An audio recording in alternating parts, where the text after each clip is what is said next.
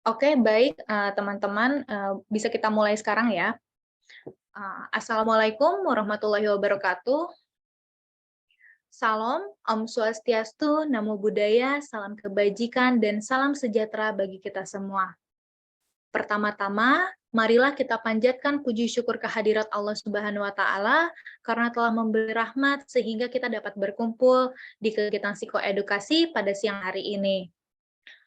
Nah, perkenalkan, nama saya Syajida Mariam. Pada kesempatan kali ini, saya diberi kepercayaan untuk menjadi moderator dalam kegiatan psikoedukasi mengenai stop melakukan kekerasan dalam rumah tangga.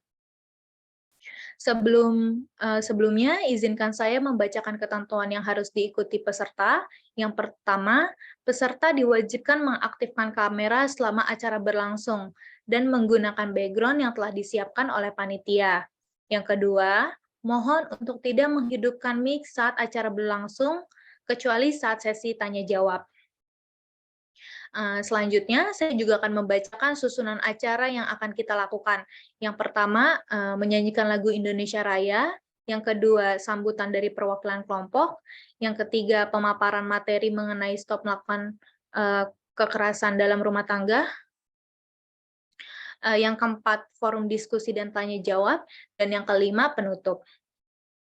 Maka dari itu, sesuai dengan penyusunan acara, mari sejenak kita menyanyikan lagu Indonesia Raya.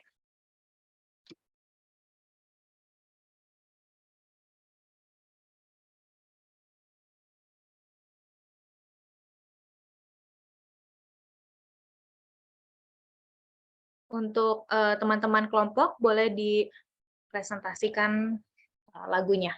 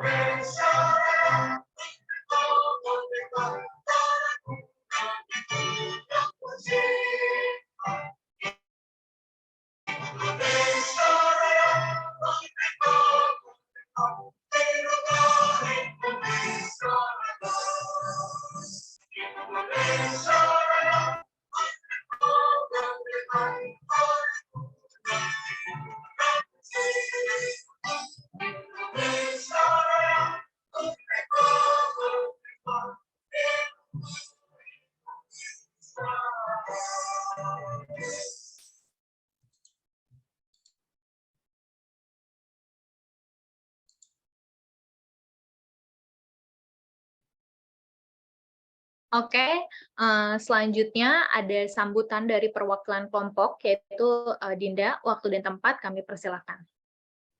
Baik, Assalamualaikum warahmatullahi wabarakatuh. Saya Dinda Risa Putri Nasution, selaku perwakilan dari kelompok pemapar materi, ingin mengucapkan terima kasih banyak untuk teman-teman yang telah bersedia hadir, meluangkan waktunya untuk mengikuti kegiatan psikoedukasi mengenai stop kekerasan dalam rumah tangga yang kami adakan pada siang hari ini. Terima kasih juga kepada teman kami, yaitu Syajida Mariam, yang sudah bersedia menjadi moderator pada kegiatan psikoedukasi hari ini. Saya kira cukup sambutan yang dapat saya berikan. Wassalamualaikum warahmatullahi wabarakatuh. Oke, baik. Terima kasih Dinda atas sambutan yang begitu hangat untuk kita semua. Selanjutnya, kita akan memasuki acara inti dari kegiatan psikoedukasi ini, yaitu pemaparan materi mengenai stop melakukan kekerasan di dalam rumah tangga. Untuk kelompok, waktu dan tempat kami persilahkan.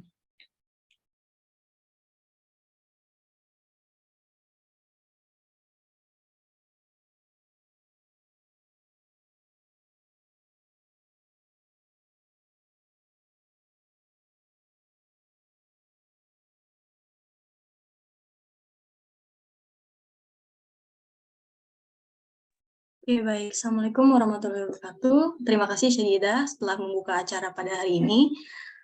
Izinkan saya untuk memasuki materi pada hari ini, yaitu stop kekerasan dalam rumah tangga. Next slide. Sebelum itu, izinkan saya untuk memperkenalkan anggota-anggota kelompok saya. Yang pertama ada Dinda Lisa Putri Nasution, dan dengan saya sendiri, Nela Zinab Syifani, ada Haura Nurholiza, dan terakhir Nurul Adila Putri. Oke. Pertama itu pengertian KDRT. KDRT atau kekerasan dalam rumah tangga, yaitu segala bentuk penganiayaan, pelecehan, atau kekerasan dalam rumah tangga. KDRT merupakan kekerasan yang terjadi dalam ranah pribadi antara individu yang dihubungkan melalui intimasi atau hubungan intim, hubungan darah maupun hubungan yang diatur oleh hukum atau peran. Pada beberapa literatur, kekerasan suami terhadap istri dapat diistilahkan dengan kekerasan dalam rumah tangga atau domestic violence, dan sering digunakan secara bergantian dengan istilah penganiayaan terhadap istri atau wife abuse, marital assault, woman battered, dan spouse abuse. Dalam literatur bahasa Indonesia, kekerasan yang dimaksud mengacu pada penganiayaan terhadap pasangan, baik menikah atau tidak menikah. Wife beating, conjugal violence, intimate violence, battering, partner abuse, yang kadang digunakan untuk maksud yang lebih spesifik. Next slide. Penyebab KDRT. Terdapat banyak faktor yang menyebabkan terjadinya KDRT. Penyebab terjadinya KDRT tersebut dapat dipandang bersumber daripada 3 faktor utama, yaitu kuatnya cengkraman budaya patriarki, kesalahpahaman terhadap ajaran agama, dan ketidakseimbangan posisi dan kekuatan yang dimiliki pasangan suami istri. Selain itu, ada beberapa faktor yang menyebabkan terjadinya kekerasan terhadap perempuan dalam rumah tangga, khususnya yang dilakukan oleh suami terhadap istri. Yaitu yang pertama, adanya hubungan kekuasaan yang tidak seimbang antara suami dan istri. Budaya patriarki membuat laki-laki atau suami berada dalam tingkat kekuasaan yang lebih tinggi daripada perempuan atau istri. Sehingga perempuan tidak jarang ketika sudah menikah dianggap sebagai milik suaminya. Hal tersebut menimbulkan ketimpangan dalam hubungan karena suami memiliki kuasa lebih terhadap istrinya dibandingkan istrinya sendiri. Yang kedua itu ada ketergantungan ekonomi. Pendidikan dan budaya patriarki yang sudah menjadi bagian dalam masyarakat memberikan pandangan bahwa seorang istri memang seharusnya bergantung pada suami. Pada fenomena ini, tidak jarang membuat sebagian istri tidak terbiasa mandiri atau berdaya secara ekonomi. Sehingga ketika KDRT terjadi, membuat istri harus bertahan. Perilaku seperti ini juga membuat suami merasa memiliki kuasa lebih akan ketidakberdayaan istrinya. Yang ketiga, ada kekerasan sebagai alat untuk penyelesaian konflik. Kekerasan terhadap istri terjadi biasanya dilatar belakangi oleh ketidaksesuaian harapan dengan kenyataan suami. Kekerasan dilakukan dengan tujuan agar istri dapat memenuhi harapannya tanpa melakukan perlawanan karena tidak berdayanya. Fenomena ini juga masih menjadi salah satu dasar budaya dalam masyarakat bahwa jika perempuan atau istri tidak menurut, maka harus diperlakukan secara keras agar ia menjadi penurut. Next slide. Data KDRT di Indonesia. Menurut data catatan tahunan yang bersumber dari komnasperempuan.go.id, secara umum jumlah pengaduan kasus menurun pada tahun 2022 dari tahun sebelumnya, yaitu 457.895 dari 459.094. Penurunan pelaporan dihimpun dari data lembaga layanan dan Badilat. Sementara pengaduan ke Komnas Perempuan meningkat menjadi 4.371 dari 4.322 kasus. Dengan jumlah ini, berarti rata-rata Komnas Perempuan menerima pengaduan sebanyak 17 kasus per hari.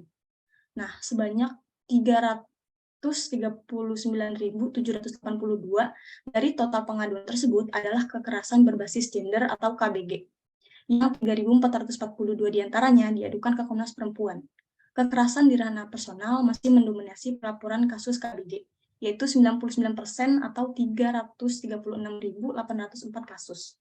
Pada pengaduan di Komnas Perempuan, kasus di ranah personal mencapai 61% atau 2.098 kasus. Untuk kasus di ranah publik tercatat 2.978 kasus, di mana 1.276 diantaranya dilaporkan kepada Komnas Perempuan. Sementara itu, kasus kekerasan di ranah negara hanya ditemukan di Komnas Perempuan dengan peningkatan hampir 2 kali lipat dari 38 kasus di 2021 menjadi 68 kasus di 2022. Data pengaduan Komnas Perempuan sepanjang tahun 2022 menunjukkan kekerasan seksual sebagai bentuk kekerasan terhadap perempuan yang dominan. Ada sekitar 2.228 kasus ya, atau 38,21%. Diikuti dengan kekerasan psikis, ada 2.083 kasus. Sedangkan data dari lembaga layanan didominasi oleh kekerasan dalam bentuk fisik, yaitu 6.001 kasus. Diikuti dengan kekerasan seksual 4.102 kasus. Jika dilihat lebih terperinci pada data pengaduan ke Komnas Perempuan di ranah publik, kekerasan seksual selalu yang tertinggi, 1.127 kasus. Sementara di ranah personal yang terbanyak kekerasan psikis, ada sekitar 1.449 kasus. Berbeda dengan lembaga layanan, data tahun 2022 ini menunjukkan bahwa di ranah publik dan personal yang paling banyak berbentuk fisik. Selanjutnya, materi akan dibawakan oleh Linda. Baik, selanjutnya yaitu adalah kasus kekerasan dalam rumah tangga. Nah, ternyata permasalahan KDRT ini tak jauh juga nih dari beberapa kasus yang telah terjadi, khususnya di negara kita sendiri, yaitu Indonesia. Di antaranya, kasus pertama yaitu KDRT yang dilakukan suami terhadap istri di Bekasi selama 8 tahun. Dilansir oleh detiknews.com dan juga dari okezone.com, bahwa ada seorang pria yang berinisial DT melakukan kekerasan dalam rumah tangga terhadap istrinya, yaitu AS. Kasus ini terjadi di wilayah Bekasi, Jawa Barat. Semua bermula saat sang istri atau AS ini kerap kali menerima penganiayaan, bahkan kejadian tersebut itu disaksikan oleh anak-anak mereka. Nah, sang suami ini juga sering menunjukkan kemarahannya yang dipicu dari hal yang bermacam-macam. Sang istri menjelaskan bahwa ia sering menjadi sasaran dari kekerasan yang dilakukan oleh suaminya itu, seperti pukulan, tendangan, dan semacamnya. Salah satunya yaitu ketika sang suami ketahuan melakukan sewa PSK secara daring maupun ketika sang istri melakukan kesalahan yang sepele, yaitu ketika salah satunya adalah menyajikan makanan yang tidak sesuai dengan keinginan suaminya itu. Dan AS juga menyebutkan ketika dia sedang mengandung pun si suami ini tetap memperlakukan kasar kepadanya. AS juga mengatakan bahwa suaminya seringkali menghancurkan barang-barang yang berada di rumahnya, sehingga pada akhirnya sang istri ini sudah merasa tidak tahan lagi dan melaporkan suaminya ke Kapolres Metro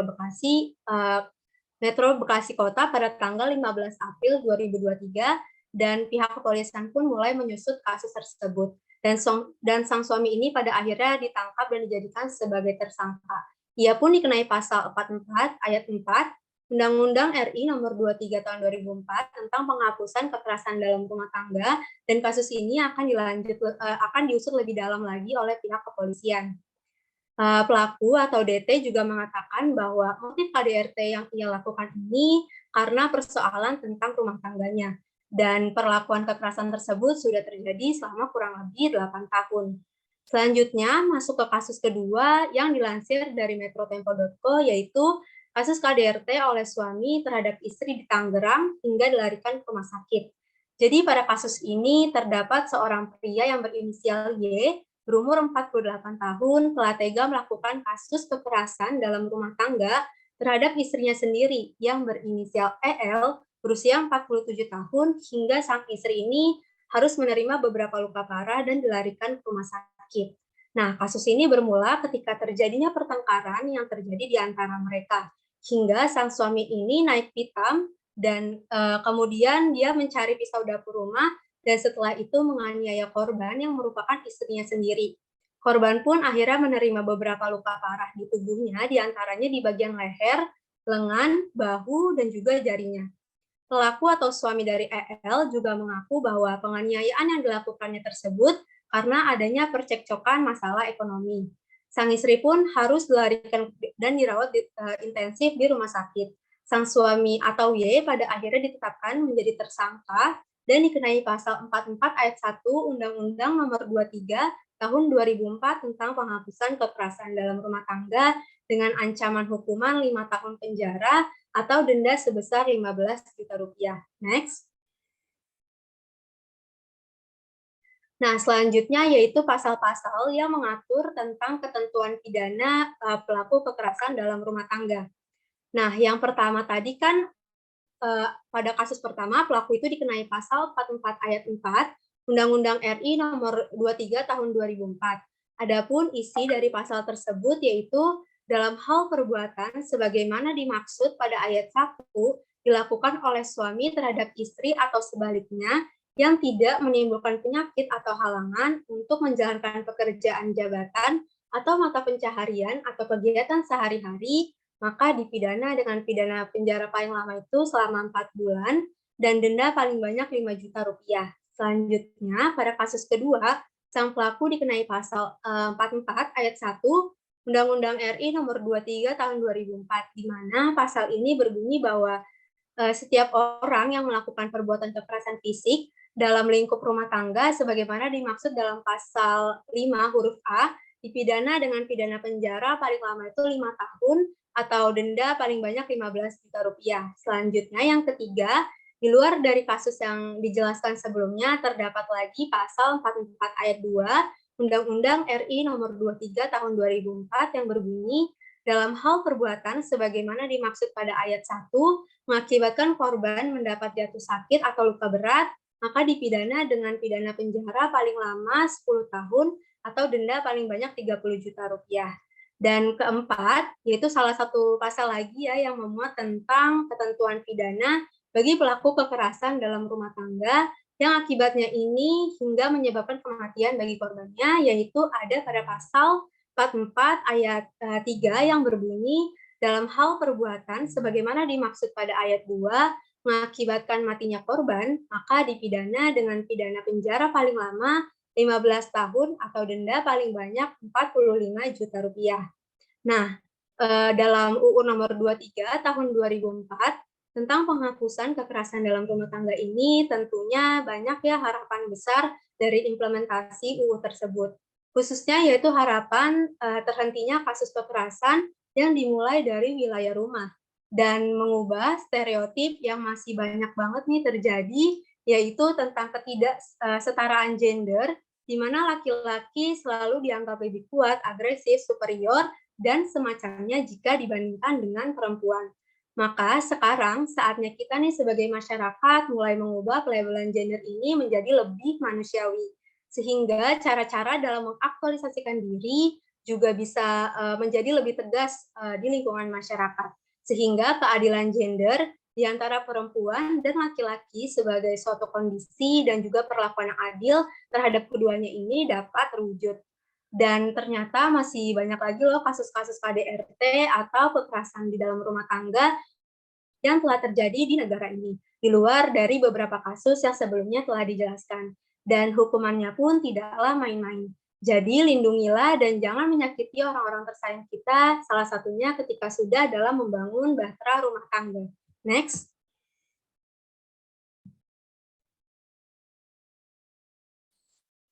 Oke, di sini ada bentuk-bentuk kekerasan dalam rumah tangga. Kekerasan dalam bentuk apapun dan dilakukan dengan alasan apapun merupakan bentuk kejahatan yang tidak dapat dibenarkan.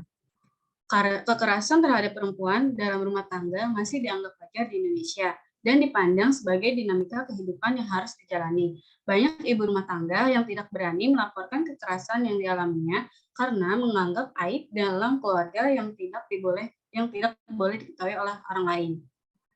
Tentu ini menjadi tugas semua pihak bahwa segala bentuk kekerasan harus dihilangkan, khususnya pada perempuan. Adapun bentuk-bentuk kekerasan dalam rumah tangga, yaitu yang pertama adanya kekerasan fisik, yakni perbuatan yang mengakibatkan rasa sakit, jatuh sakit, atau luka berat. Kekerasan fisik dapat dicontohkan seperti menendang, menampar, memukul, menggigit, dan lain sebagainya. Perbuatan yang mengakibatkan rasa sakit tersebut tentu harus mendapatkan penanganan medis dengan sesuai kekerasan yang dialaminya. Kemudian adanya kekerasan psikis. Perbuatan yang mengakibatkan ketakutan, hilangnya rasa kepercayaan diri, hilangnya kemampuan untuk bertindak, rasa tidak berdaya, dan penderitaan psikis berat pada seseorang. Dapat dicontohkan seperti perilaku bullying, mengancam, mengintimidasi, mencaci maki, atau penghinaan, dan lain sebagainya. Kekerasan psikis ini apabila terjadi pada anak tentu akan berdampak pada perkembangan dan psikis anak sehingga cenderung mengalami trauma berkepanjangan. Hal ini juga dapat terjadi pada perempuan. Kemudian adanya kekerasan seksual. Setiap perbuatan yang berupa pemaksaan hubungan seksual dengan cara tidak wajar atau tidak disukai, pemaksaan hubungan seksual dengan orang lain untuk bertujuan komersial atau tujuan tertentu yang meliputi adanya pemaksaan hubungan seksual yang dilakukan terhadap orang yang menetap dalam lingkup rumah tangga dan pemaksaan hubungan seksual terhadap salah seorang dalam lingkup rumah tangga dalam orang lain untuk bertujuan komersial atau tujuan tertentu. Bentuk kekerasan seksual inilah yang bisa banyak terjadi pada perempuan, karena perempuan tergolong rentan. Kemudian, yang terakhir adanya penelantaran rumah tangga, yakni perbuatan menelantarkan orang dalam lingkup rumah tangga, padahal menurut hukum yang berlaku bagi yang bersangkutan atau karena persetujuan atau perjanjian, ia wajib memberikan kehidupan, perawatan, serta pemeliharaan kepada orang tersebut. Penelantaran juga berlaku bagi setiap orang yang mengakibatkan ketergantungan ekonomi dengan cara membatasi atau melarang untuk bekerja yang layak di dalam atau di luar rumah, sehingga korban berada di bawah kendali orang tersebut. Penelantaran rumah tangga tidak hanya disebut sebagai kekerasan ekonomi saja, namun juga sebagai kekerasan kompleks. Artinya bahwa bukan hanya penelantaran secara finansial atau tidak memberi nafkah, tidak mencukupi kebutuhan dan lain-lain, melainkan penelantaran yang sifatnya umum yang menyangkut hidup rumah tangga atau pembatasan pelayanan kesehatan, pendidikan, dan tidak memberikan kasih sayang dan lain-lain. Next slide. Kemudian di sini ada banyak banget dampak-dampak dari KDRT. Yang pertama itu kayak ada yang korban merasa cemas, kemudian yang kedua itu sering merasa ketakutan, yang ketiga mengalami depresi, yang keempat korban selalu waspada di setiap situasi, kemudian yang kelima korban terus terbayang bila melihat kasus yang mirip. Kemudian yang keenam menjadi sering melamun, yang ketujuh lebih suka menyendiri, 8 mudah menangis, 9 itu sulit tidur dan sering mengalami mimpi buruk, kemudian 10 korban merasa ia kehilangan rasa percaya diri. Kemudian yang 11, jika untuk bertindak merasa tidak berdaya. Yang ke-12, hilangnya minat untuk merawat diri. Ke-13, tidak teratur pola hidup yang dijalani. Yang ke-14, menurunkan konsentrasinya. Yang ke-15, sering melakukan perbuatan yang ceroboh. Yang ke-16, menjadi rendah diri dan tidak yakin dengan kemampuan yang ada. Yang ke-17, menjadi pribadi yang pendiam. Kemudian yang ke-18 menjadi hilangnya keberanian dalam berpendapat dan bertindak. Kemudian yang ke-20 selalu merasa kebingungan dan mudah lupa. Kemudian yang ke-21 sering menyakiti diri sendiri dan melakukan percobaan bunuh diri. Kemudian ada beberapa dampak yang terjadi sebagai respon terhadap trauma kekerasan pada anak, meskipun fenomena ini berbeda-beda pada setiap anak. Perilaku anak yang mengalami trauma adalah seperti agresif. Anak-anak biasanya mengarahkan sikap ini kepada pelaku kekerasan, biasanya terlihat saat anak merasa ada orang yang bisa melindunginya. Jika orang yang seharusnya bisa melindunginya ada di rumah, anak tersebut langsung memukul atau bertindak agresif terhadapnya. Kemudian depresi, seperti anak dengan gangguan tidur dan makan, bahkan mungkin disertai dengan penurunan berat badan. Anak juga dapat menarik diri dari lingkungannya yang menjadi sumber traumanya. Dia menjadi anak yang pemurung, pendiam, dan tampak kurang mencolok. Kemudian mudah menangis. Sikap ini muncul karena anak merasa tidak aman untuk lingkungannya karena dia kehilangan karakter yang bisa melindunginya. Kemungkinan besar anak sulit mempercayai orang lain. Kemudian yang keempat, melakukan tindakan kekerasan terhadap orang lain. Semua ini diterima oleh anak karena dia telah merasa sebelumnya bagaimana orang dewasa memperlakukannya. Dia belajar dari pengalamannya dan bereaksi sesuai dengan apa yang dia pelajari. Kemudian penurunan kognitif dapat terjadi pada anak. Akibatnya ditekannya kekerasan psikis atau ketika seseorang anak mengalami kekerasan fisik termasuk memukul kepalanya, hal itu justru dapat mengganggu fungsi otaknya dan selanjutnya mengganggu proses dan hasil belajarnya. Selanjutnya dibawakan oleh Nurada.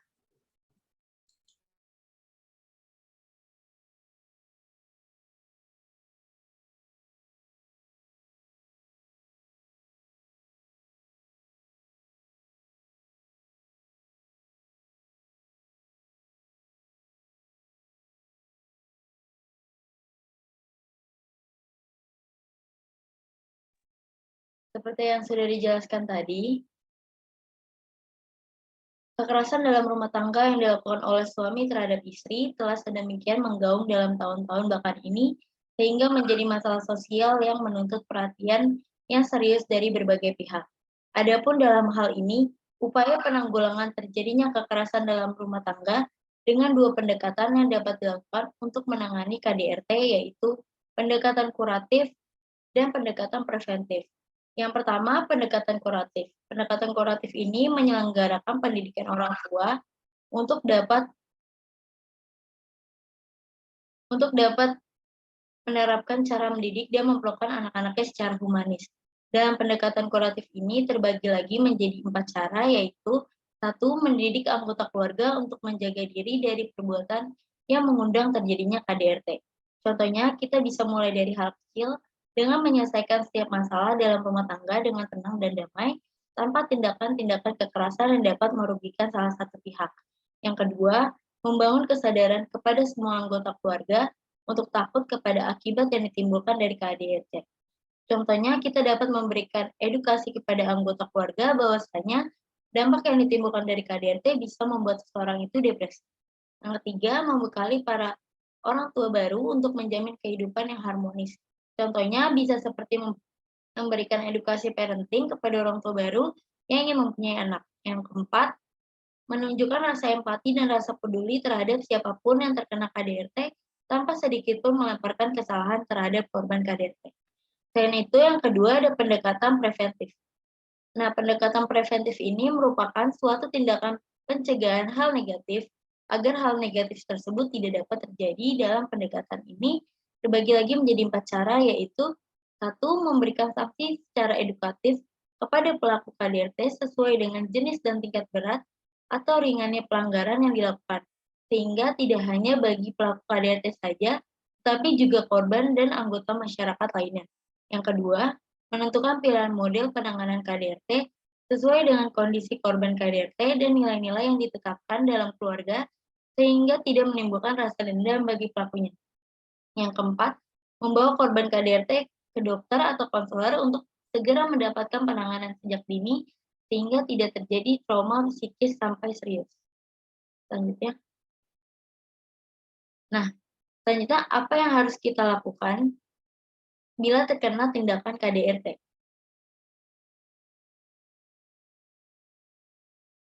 Yang pertama adalah dokumentasi. Nah, dokumentasi ini berguna untuk membuktikan sebagai bukti kuat baik foto atau visum dokter jika terjadi kekerasan fisik dan bisa didokumentasikan bekas luka serta bekas pukulan. Yang kedua ada lapor. Nah, lapor ini ada beberapa link pengaduan. Yang pertama ada lapor ke 112. Yang kedua ada Komnas Perempuan dan Komnas HAM, baik melalui media sosial atau email. Yang ketiga, Kementerian Pemberdayaan Perempuan dan Perlindungan Anak PPPA di nomor WA 08111 129 dan 129 atau SAPA 129. Yang ketiga, Kemensos www.laporgo.id atau juga bisa melakukan SMS pada 1708 dengan format Kemensos spasi A2. Yang kelima, Pusat Pelayanan Terpadu Pemberdayaan Perempuan dan PT 2P2A DKI Jakarta dengan nomor WA 0813 176 1762. Dan yang terakhir ada caranya dengan mengamankan diri, cari tempat yang aman untuk berlindung untuk menghindari pelaku kekerasan. Next. Ya, kesimpulan dari materi tadi, kekerasan dalam rumah tangga ini merupakan suatu bentuk penganiayaan, pelecehan, dan kekerasan yang terjadi dalam ranah pribadi antara individu yang dihubungkan melalui intimasi, serta faktor pemicu utama dalam hal ini karena kuatnya budaya patriarki, kesalahpahaman terhadap agama, dan ketidakseimbangan posisi serta kekuatan yang dimiliki pasangan suami istri.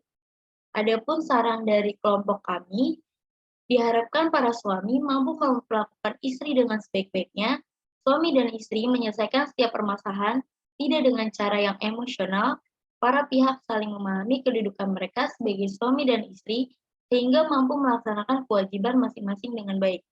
Yang kedua, Undang-Undang Nomor 23 Tahun 2004 harus diberlakukan secara efektif terhadap pelaku kekerasan dalam rumah tangga sehingga dapat memberikan efek jera baik terhadap si pelaku maupun bagi masyarakat luas lainnya. Selain itu, intensitas sosialisasi terkait undang-undang ini perlu ditingkatkan. Yang ketiga, perlu ditanamkannya pendidikan mengenai hak asasi manusia dan pemberdayaan perempuan, menyebarkan informasi dan promosi prinsip hidup sehat, anti kekerasan terhadap perempuan dan anak, serta menolak kekerasan sebagai cara untuk memecahkan masalah, mengadakan penyuluhan untuk mencegah kekerasan, dan mempromosikan kesetaraan gender.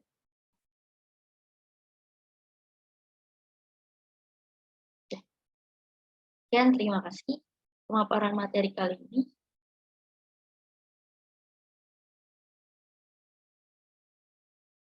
Baik teman-teman, forum diskusi tanya jawab saya buka. Apabila ada teman-teman yang ingin bertanya, dipersilakan untuk open mic atau melalui kolom chat. Kami persilakan untuk 3 orang pertama yang bertanya.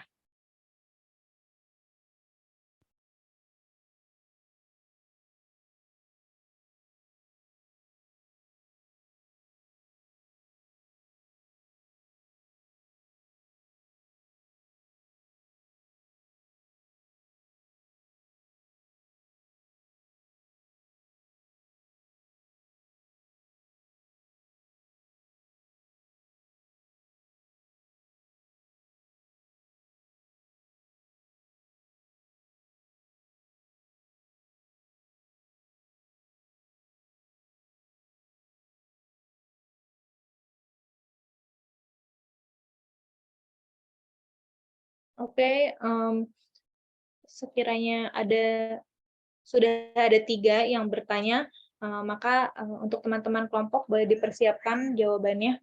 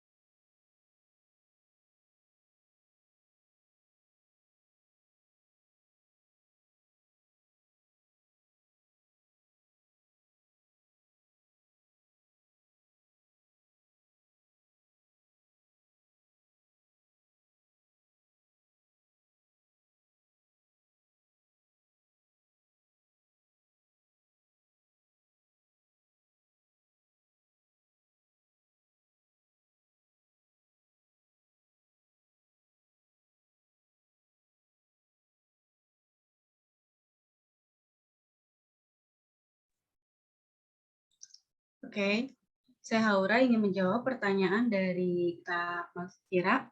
Pertanyaan bagaimana perlindungan hukum terhadap korban kekerasan dalam rumah tangga.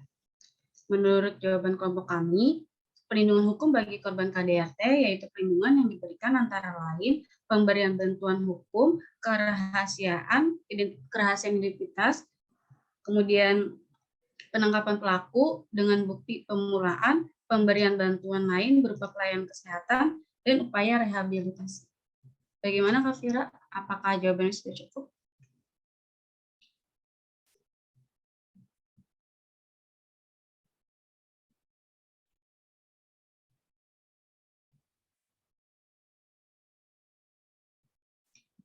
Terima kasih kembali.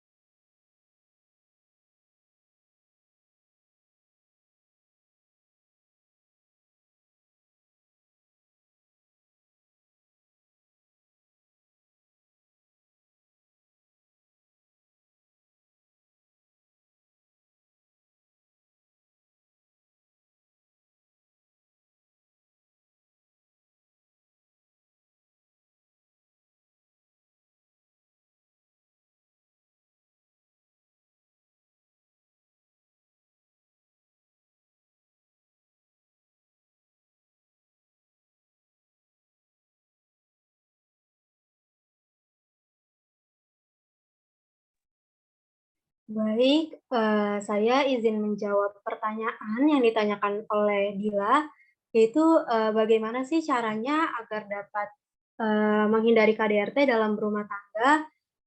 Jadi seperti materi yang sudah kami paparkan sebelumnya, yaitu diantaranya dengan mengingat hukum, karena hukumannya itu tidaklah main-main bagi yang melakukan tindakan kekerasan tersebut.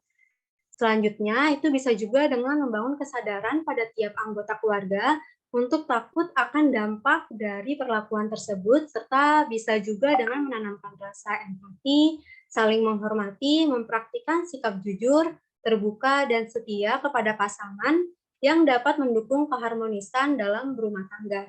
Bagaimana, Dila, apakah jawabannya sudah cukup?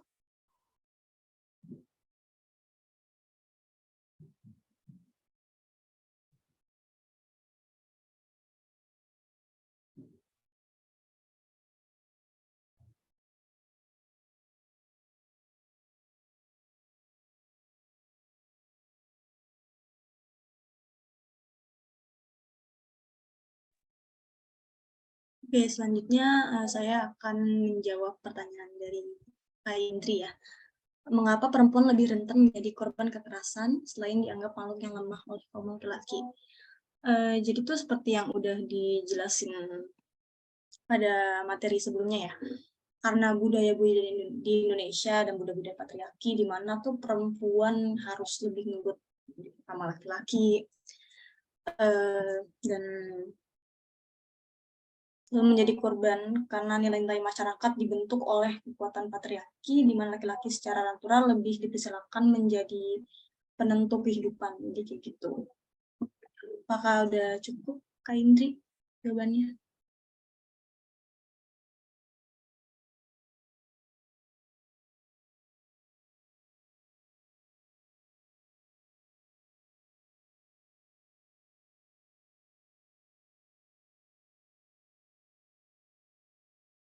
Oke, karena sudah terjawab semua, jadi terima kasih untuk teman-teman, peserta yang sudah bertanya. Terima kasih banyak juga untuk teman-teman, sekalian yang semua yang ada di sini sudah meluangkan waktunya untuk berpartisipasi dalam acara psikoedukasi hari ini. Terima kasih juga kepada teman-teman kelompok atas materi yang telah dipaparkan. Semoga materi yang telah dipaparkan itu dapat, bermanfaat bagi kita semua. Sekian kegiatan psikoedukasi hari ini. Apabila ada salah kata, kurang lebihnya mohon maaf. Wassalamualaikum warahmatullahi wabarakatuh. Waalaikumsalam warahmatullahi wabarakatuh. Terima kasih semuanya. Terima kasih semuanya. Terima kasih ya semuanya. Terima kasih.